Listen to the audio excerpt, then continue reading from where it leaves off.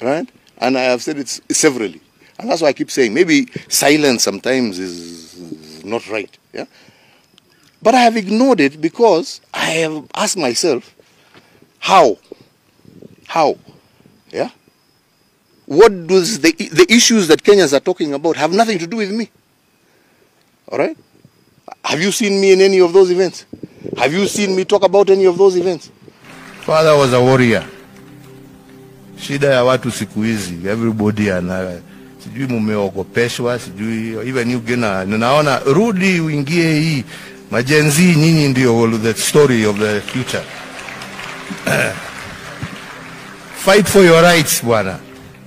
Sio kukakaa hapo mambo mali yenu ichukuliwe na nini mumeitolea jasho. Msikubali. Pambaneni muhakikishe mumepata haki yenu. Mnasikia nyinyi? Sio kukaa hapo tu. Kuna kitu inadumu. But everything is worth a fight for. If you don't fight for it, ikienda mtu asilie. Msimame mupiganie haki yenu. Na mko na hawa watoto wamebaki ambao wako tayari kupigania haki yao. Waungane pamoja nanyi. Can't just stand there and let people take your hard-earned sweat. Dunia iendi namna hiyo. Muwe watu ambao hawataogopa wataishi kama my friend. Ameenda detention, si alitoka na akaendelea na maisha. Hata nyinyi teteeni haki zenu. Sio kukaa tu mnaogopa. Kuogopa sasa ni sisi tutulie sisi. Nyinyi ndio mko na nguvu ya kupambana na hiyo watu. But we are behind you. Report from my son that he had come to home, and as he was leaving, the watchman at the gate told him that there were people claiming, because that's all we can state for now, to be DCI officers in a vehicle with Sudanese registration, and claiming that they want to speak and to see him. And I told them immediately, from my knowledge, when the police want to do something, they don't come in foreign number plates. Uhuru Kenyatta, the scion of Kenya's founding father, felt deeply betrayed. His one-time ally, William Ruto, had seemingly turned on him. Ruto, once a loyal lieutenant, had begun campaigning for the presidency even before their second term in office was complete. This brazen ambition, Kenyatta believed, undermined his authority. It showed a blatant disregard for the principles of their political pact. Their relationship, once a symbol of unity, was quickly becoming a cautionary tale of ambition and broken trust. The seeds of discord were sown early. Ruto, a charismatic and shrewd politician, had cultivated a vast network of support. He positioned himself as a champion of the common man. His hustler narrative resonated with a large segment of the population. Kenyatta, on the other hand, represented the establishment. He was seen as a pragmatist, focused on legacy-defining projects. Nilikuwa naambia viongozi hawa wa Kisii siku nyingine walikuja kunitembelea. Race hii ni ile ya kuhandover, unajua? Si ndio? Inaitwa relay. Unakimbia ule mwingine anakugojea pale, anatakikana kukugojea ndio ashike aendelee, si ndio? Lakini sasa my brother William hapa amepinduka, anakimbia nyuma.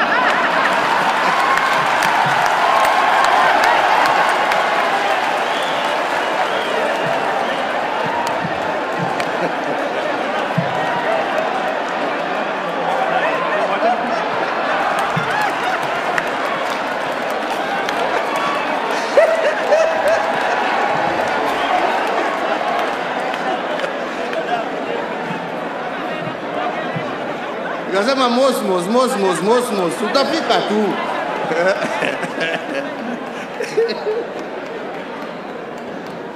Jameni,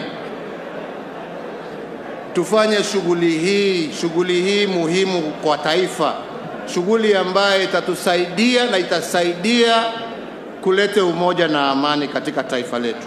The two men, once united by political expediency, were now driven apart by divergent visions for Kenya's future.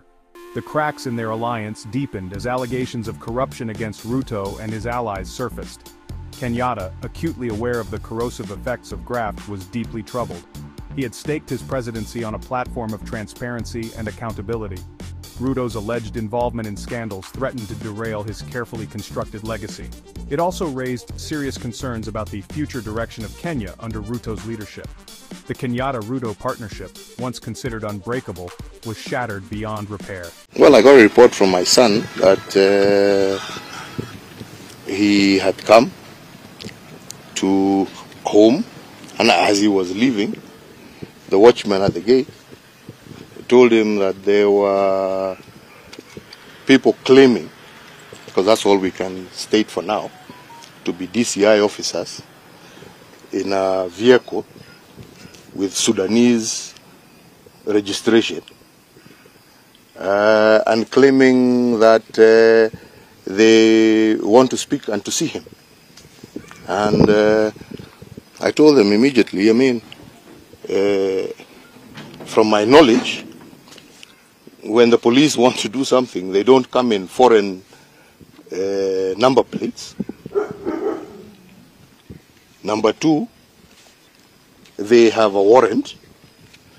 Number three, they state their case, and they show and produce the warrant that is supposed to allow them to do whatever it is that they want to do. And I told them, don't open the gate. And unfortunately, I was in the office doing other work, so I just told them, just keep the gate closed. And I am now here, and I understand now they have left. Because I wanted to ask them, what are you doing in my son's home? Do you believe this has anything to do with the ongoing protests and, of course, having the opposition? Unfortunately, I have no other explanation to give, because all of these things are flowing in a row. I have a whole minister of government staying there that is going to do I don't know what in front of my mother's house. I have people who have been guarding my mother for the last almost 50 years, withdrawn at night. I have now a situation where my son's home is being raided for things that I don't understand. So I ask myself, what does this government want? Because if it wants me, the fact that I've been silent doesn't mean I'm scared. Come for me. What does my mother have to do with anything? What does my children have to do with anything? Kama shida yenu ni mimi, I'm here. Right? Yeah? They know where I am 24/7. Right? Why all this? Intimidate a 90-year-old woman. Intimidate children. What began as a marriage of political convenience had devolved into a bitter rivalry. It was a stark reminder of the fragility of power and the fickle nature of political alliances in Kenya's turbulent political landscape. The stage was set for a dramatic showdown, one that would have far-reaching consequences for the nation. Policy divergence, the battle of two economic visions. At the heart of their growing rift lay a fundamental disagreement on economic policy. Kenyatta, a proponent of large-scale infrastructure projects, had pinned his hopes on the Big Four agenda. This ambitious plan aimed to transform Kenya into an industrialized nation. Ruto, however, championed a different approach. He believed in empowering the hustlers, the small-scale traders and entrepreneurs who formed the backbone of the informal economy. Kenyatta's vision was characterized by grand projects, new roads, railways and ports. He believed that these investments would attract foreign investment and create jobs. The procedure, right? See, you withdrew their security, so they're not supposed to defend themselves. What do you want now? What more do you want? Sema ingine? Mr. President, perhaps now that this is happening, and does this in any way waver your support for Raila Odinga? Why should it? That is my democratic right. It is my democratic right, yes, enshrined in our constitution, that Kenyans voted for, right? That Kenyans voted for. Mzee Moi died as a member of KANU, and KANU ceased to rule this country in 2022. He died claiming I am a KANU life member. Was there a problem with that? Was there? Maybe you should tell me. Maybe there was a problem with that. Yeah? He died a KANU life member. To his grave, he declared himself a KANU life member, correct? Was there a problem? So what's the problem? Maybe you should tell me, maybe there's something that I don't understand. Mr. President, the argument here has been that... I'm not Mr. President, I am the fourth president. My apologies, the fourth president of the Republic of Kenya, Uhuru Kenyatta. The argument here has been that if you continue politicking, then you may Where am I lose... Have you seen me in any rally? Declaring maybe... Have you seen me in any rally? Not really. But Have you seen me in any demonstration? Not really. Have you seen me anywhere except where, and all my functions are public. This government knows all the activities I have been doing, be it in Ethiopia, be it in DRC. I don't do it undercover. They know. Yeah. So which are these other activities? Maybe they should tell us. They're the ones who know. They have the whole system. Yeah. Instead of going onto cars to claim. See, that's what I'm saying. I'm here. Do you have to go and look for my mother? Do you have to go and look for my children? Right? Come for me. I'm here. Yeah? I'm here. In full view of you. Yes. So if you have those claims, sema. Shida iko wapi? Sema. Yeah. Another question? Yes, please. There are also allegations that you financing the opposition to frustrate the government. To frustrate them from doing what? To frustrate them from doing what? You know, when you're a government, you're elected to rule. You're elected not to rule, actually, to govern. And to govern in accordance with the wishes of the people. Yeah? I am a retired person. Yes? Why don't they deal with the issues and the concerns that Kenyans are raising? That's what they should be dealing with. Not looking for scapegoats. Yeah? Go deal with the issues that Kenyans are raising. Right? When I was in power, I was dealing with the issues that Kenyans were raising. Yeah? These are not new things. Yes? Go deal with them. Have you perhaps had a tete-a-tete with the current No, president? no. I mean, you have a tete-a-tete with somebody who wants to have a tete-a-tete with you. He has not shown any indication that he wants to talk to me. And as a retired person, why should I go look for somebody who doesn't want to talk to me? Do you feel like perhaps the safety of your family is being threatened? Absolutely, and that's why I'm here. Yeah? And as you know, I have been quiet. But being quiet does not mean I will not defend my family. I will defend my family. Right? And I will defend it to the end. All right? I defended Kenya and I did my best for this country. Okay? You may not think, whoever has that opinion, that is an opinion. But according to me, I did the best I could do for my country. All right? And I handed over when my time was finished. And I will now do the best that I can do to defend my family. Mr. Retired President, you called a Jubilee Delegates meeting in 22nd, I think, February or May. And the question here is, don't you think that is a form of maybe actively participating in politics, trying to iron out? No. And I said it when I was even right there on the platform. My idea and my plan was always to surrender my party. But what I completely rejected was the coup that was planned by this government to take over my party forcefully. And I said, let the members decide. But I will not hand over to some puppet group of people, all right, because they have government support. No, that is not democracy. Right? That is not to say that I was not willing to hand over. I wanted to hand over.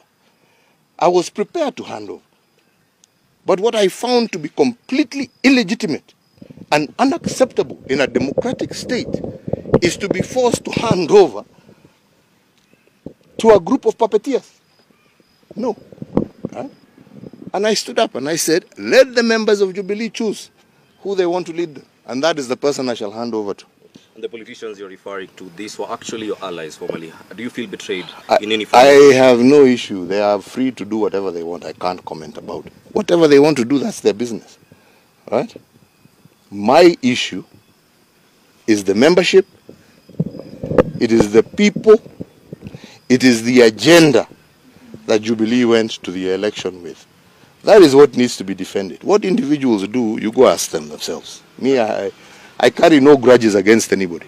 And with the latest development in the party, what... I don't, please. Why are you diverting to other things? Me, I'm telling you what I am here, what I'm talking to you about, is the fact that when I was president, I defended my country.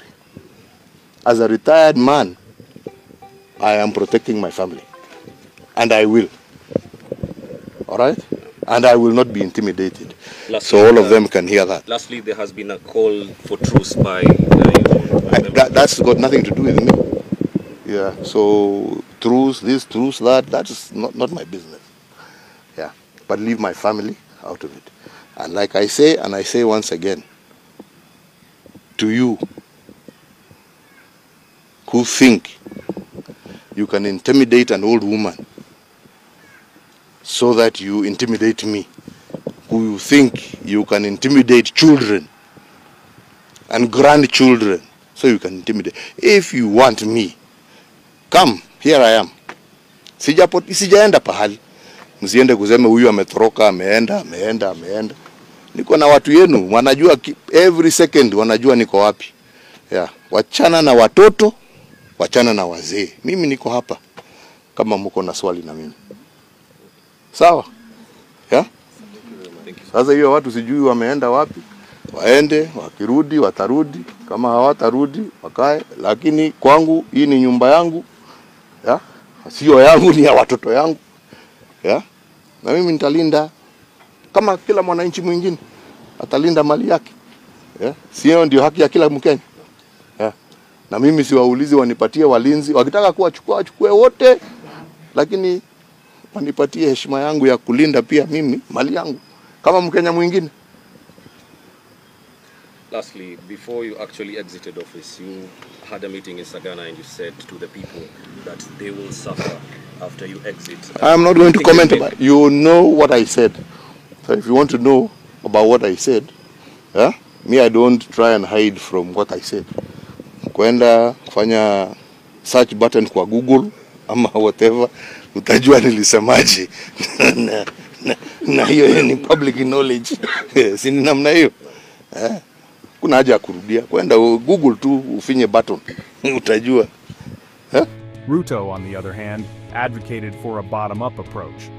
He argued that empowering small businesses through access to credit and reduced bureaucracy would lead to more sustainable growth. These contrasting economic philosophies became a major point of contention between the two leaders. Kenyatta's critics accused him of neglecting the plight of ordinary Kenyans. They argued that his focus on mega projects benefited only a select few, while the majority struggled to make ends meet. Ruto capitalized on this sentiment, portraying himself as the champion of the downtrodden. He promised to uplift the lives of millions trapped in poverty. The debate over economic policy was not merely an academic exercise. It was a battle for the hearts and minds of Kenyan voters. It reflected a deeper ideological divide within the country, a struggle between those who believed in top-down development and those who favored a more grassroots approach. This clash of visions would have profound implications for Kenya's economic trajectory.